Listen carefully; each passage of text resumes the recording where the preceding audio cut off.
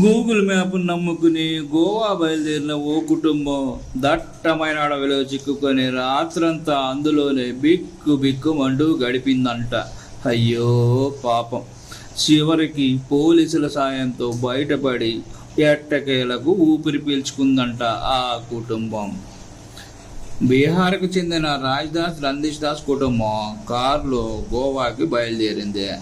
ఈ కుటుంబంలో చిన్నాళ్ళు సహా మొత్తం 6 మంది ఉన్నారు.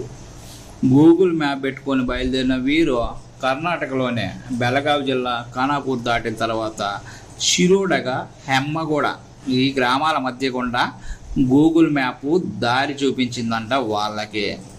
దానిని అనుసరించి వెళ్ళిన వాళ్ళు భీమగఢ్ వైల్డ్ లైఫ్ జోన్లో 7 కిలోమీటర్ల లోపలికి వెళ్ళిపోయారట. ఆ ప్రాంతంలో ఒక్కసారిగా మొబైల్ నెట్వర్క్ లేకపోవడంతో ఎవరిని సాయం అందించే అవకాశం లేకుండా పాయా. అక్కడి నుంచి బయటపడే మార్గం లేకపోవడంతో అటవీ జంతువుల బారిన పడకుండా కారుని లాక్ చేసుకొని పాపం రాత్రంతా ఆ కారులోనే బిక్కుమంటూ గడిపారు.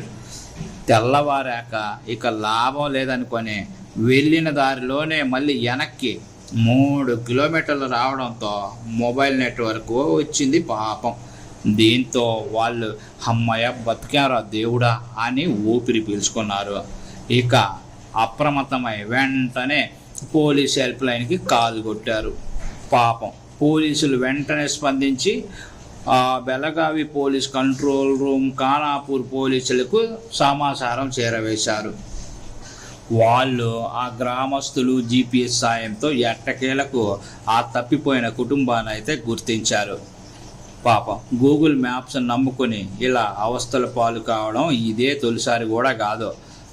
నవంబర్ 24న ఉత్తరప్రదేశ్లోని బరేలీలో ముగ్గురు కారులో వెళ్తూ నిర్మాణంలో ఉన్న ఓ బ్రిడ్జ్ పై నుంచి వెళ్తూ రామ్గంగా నదిలో పడి ప్రాణాలు కోల్పోయారు. ఇదే జిల్లాలో జరిగిన మరో ఘటనలో కారు ఓ కాలువలోకి పుట్టుకున దూసుకుపోయింది. గదన్నమాట మ్యాటర్.